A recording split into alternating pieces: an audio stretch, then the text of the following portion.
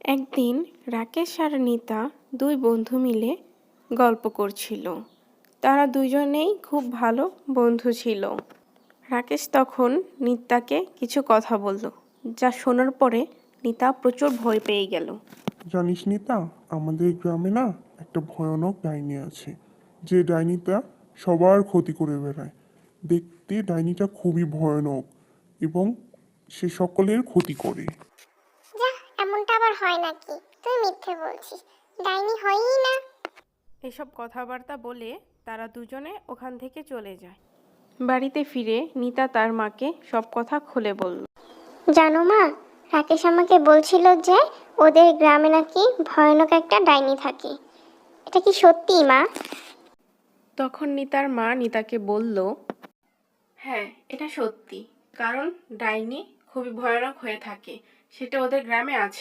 নিতা যেহেতু শহরের মেয়ে, তাই সে এবার ভাবলো যে সে রাকেশদের গ্রামে যাবে। যেই ভাবা সেই কাজ। নিতা অবশেষে রাকেশদের গ্রামে পৌঁছেই গেল। নিতা আর রাকেশ একে অপরের মধ্যে কথা বলছিল।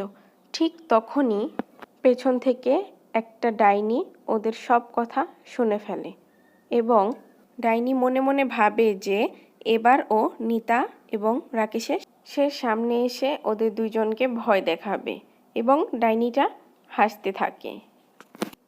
হঠাৎ করেই একদিন ডাইনিটা নিতা এবং রাকেশের সামনে চলে আসে এবং ওদেরকে ভয় দেখাতে শুরু করে।